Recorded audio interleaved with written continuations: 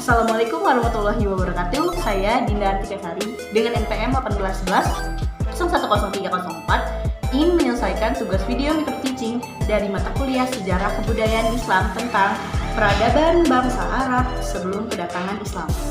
Oke, selamat menyaksikan. Assalamualaikum semuanya, selamat siang.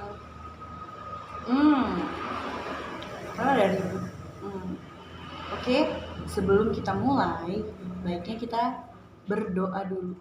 Oke? Berdoa dimulai. Berdoa selesai. Ucapkan lafaz basmalah. Bismillahirrahmanirrahim. Hari ini ada yang gak masuk? Oh, alhamdulillah masuk semua. Oke baik, hari ini kita akan belajar tentang sejarah peradaban bangsa Arab sebelum kedatangan Islam. Jadi kayak mana sih bangsa Arab itu sebelum adanya Islam, sebelum Islam itu masuk ke kalangan bangsa Arab pada waktu itu. Oke, di sini ada poin-poinnya. Kita di sini ambil 4 poin. Yang pertama itu ada masyarakat Arab sebelum kedatangan Islam. Terus yang kedua itu adat kebiasaan masyarakat bangsa Arab sebelum Islam. Yang ketiga itu pemerintah Jazirah Arab sebelum Islam itu ada. Gimana sih pemerintahannya itu? Yang terakhir itu tentang keagamaan masyarakat sebelum kedatangan Islam. Oke, akan Ibu jelasin.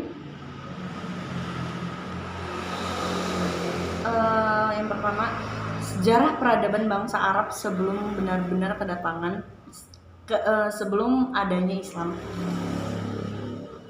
Setelah wafatnya Nabi Isa itu, pemimpin dunia mengalami kekosongan.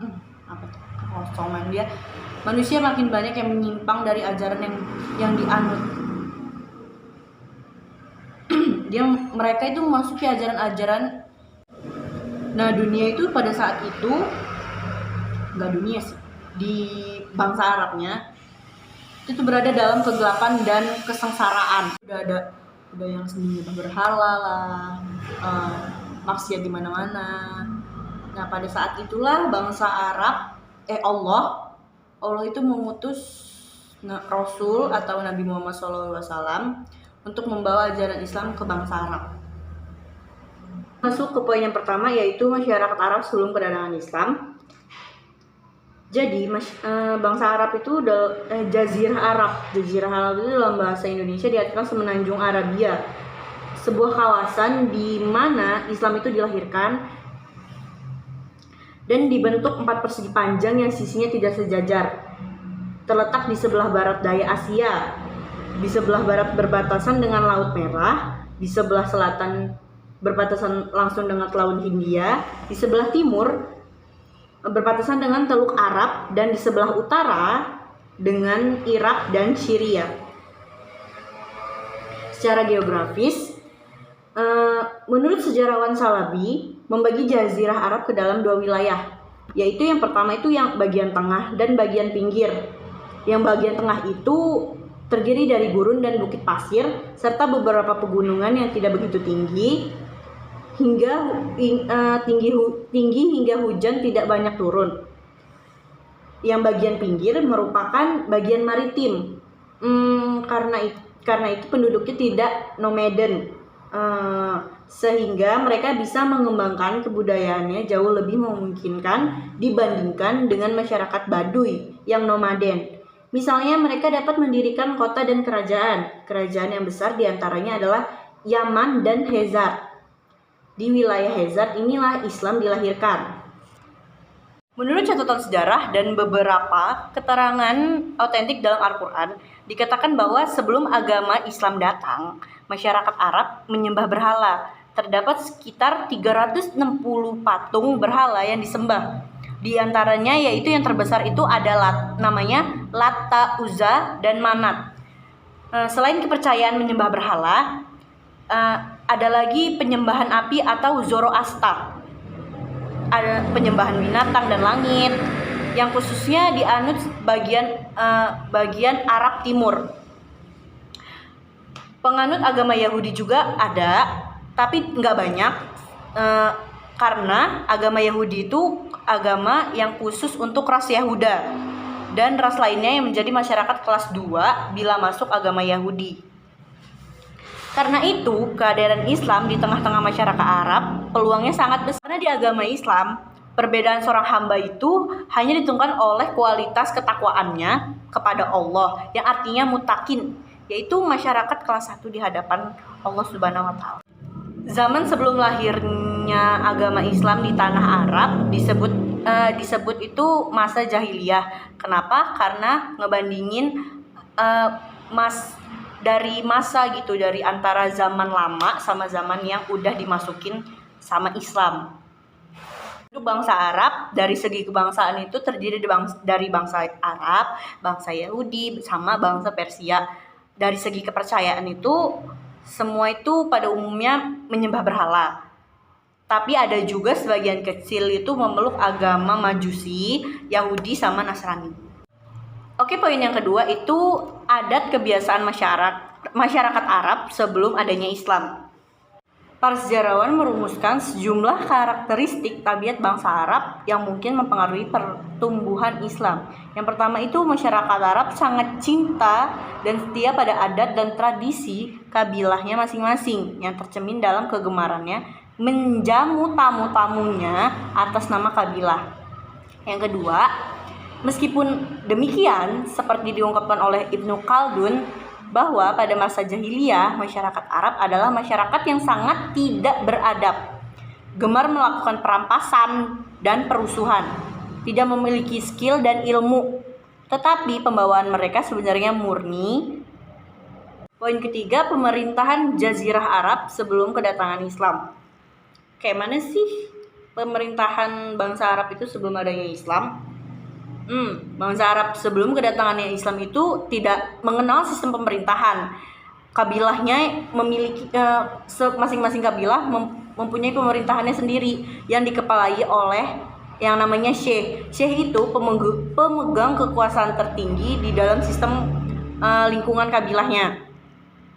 Di samping itu, masing-masing kabilah juga mempunyai seorang hakim yang bertugas mengadili dan menetapkan keputusan mengenai berbagai perselisihan pertikaian yang terjadi di kalangan kabilah. Masyarakat sebelum kedatangan agama Islam tidak mengenal pemerintahan pusat. Yang paling disegani saat itu ialah kabilah namanya kabilah Quraisy dan mempunyai tugas, yaitu yang pertama itu namanya Al-Hijabah, yang artinya itu tugas mengurusi Ka'bah, seperti menjaga, membuka Ka'bah, menutup, serta menjaga keamanan ketertiban Ka'bah. Jadi Al-Hijabah itu tugasnya untuk benar-benar menjaga Ka'bah. Yang kedua ada Darun Dakwah. Darun Dakwah itu ialah suatu majelis permasyarakatan yang bertugas untuk mengurusi masalah perundang-undangan bidang politik, sosial, dan budaya. Yang ketiga itu namanya Diyat. Diyat itu suatu majelis yang mengurusi masalah pengadilan baik pidana maupun perdata. Jadi Diyat itu mungkin kayak sejenis pengacara, ada pengacaranya gitu. Yang terakhir itu ada namanya Al-Qiyadah. Al-Qiyadah itu majelis yang mengurusi angkatan perang negeri Mekah yang angkatan bersenjata yang terdiri dari pasukan perang, penjaga keamanan, dan tugas yang lain-lain. Mungkin Al-Qiyadah ini kalau sekarang kayak sistem keamanan kan kayak mungkin ada kepolisian sama tentara gitu. Al-Qiyadah itu polisi dan tentaranya bangsa Arab sebelum adanya Islam. Oke, poin keempat yaitu ada keagamaan masyarakat Arab sebelum kedatangan Islam. Poin keempat itu sebelum kedatangan Islam di negeri Arab itu, orang-orang Arab pada zaman itu udah mempercayai akan keesaan Allah sebagai Tuhan. Kepercayaan itu tuh diwarisin dari nabi sebelumnya, Nabi Ibrahim sama Nabi Ismail. Di Al-Quran itu disebutin agama itu agama yang pada saat itu mereka percaya Tuhan, namanya itu agama Hanif kalau di Al-Quran, yaitu kepercayaan yang meyakini keesaan Allah Subhanahu wa taala yang menciptakan alam semesta ini. berkaitan dengan ayat Al-Quran yang menyebutkan bahwa sebenarnya mereka masih percaya keesaan Allah sebagai pencipta. Jika ditanya kepada orang Arab, mengapa menyembah patung dan berhala, mereka menjawab bahwa semua itu dilakukan demi mendekatkan diri kepada Allah Subhanahu wa taala Sang Pencipta. Ada di Al-Qur'an di surat An-Najm ayat 20-21 dan Al-Zuhruf ayat 80. Tetapi pada saat itu juga orang-orang Arab itu mencampur-campurkan agama-agama lain seperti adanya kepercayaan menyembah roh, jin, pohon, dan matahari. Menurut pandangan mereka, benda tersebut itu tuh mempunyai kekuatan yang dapat menjadikan makmur dan sejahtera. Jadi mereka itu tuh kayak mencampur-campurkan antara mereka itu percaya sama Allah, sama adanya keesaan Allah, dan mereka juga itu tuh menyembah selain Allah, kayak menyembah berhala, tadi menyembah roh, menyembah jin dan lain-lain. Nah, kalau agama tadi yang bagian bangsa Arab yang percaya keesaan Allah itu tuh agama Hanif namanya. Nah, kalau yang percaya sama roh, jin dan lain-lain itu agamanya namanya agama Watsaniyah. Meskipun demikian, ada juga orang Arab yang tidak mudah terpengaruh, misalkan kayak sebagian orang-orang Arab itu yang memeluk agama Yahudi dan Nasrani.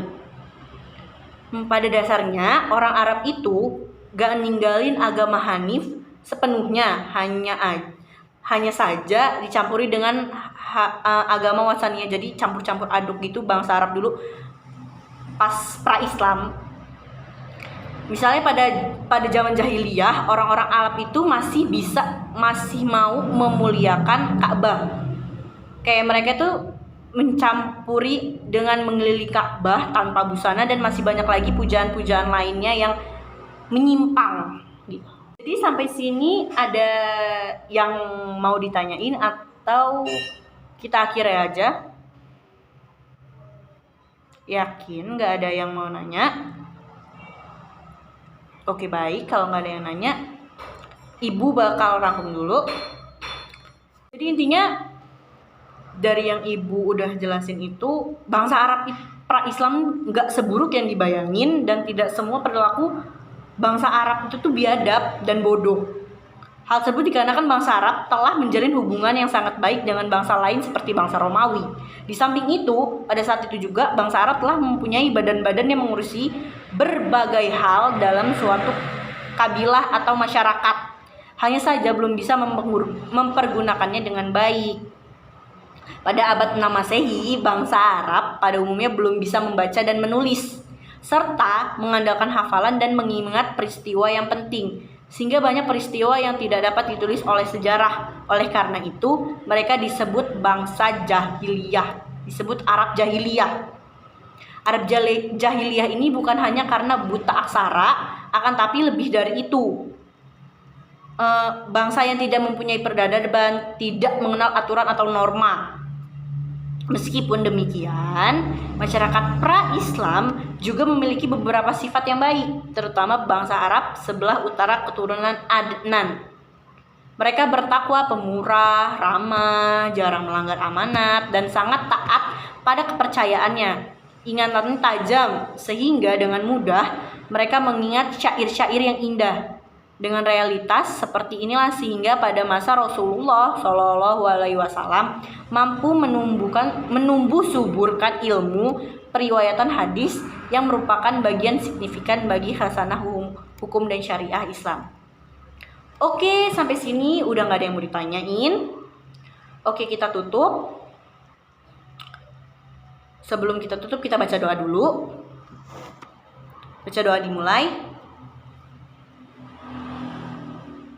Doa selesai, mari kita lafazkan lafaz hamdalah, alhamdulillahirrabbilalamin. Oke, sekian. Wassalamualaikum warahmatullahi wabarakatuh. Sekian video micro teaching sejarah kebudayaan Islam tentang peradaban bangsa Arab pra-Islam. Sekian, terima kasih. Assalamualaikum warahmatullahi wabarakatuh.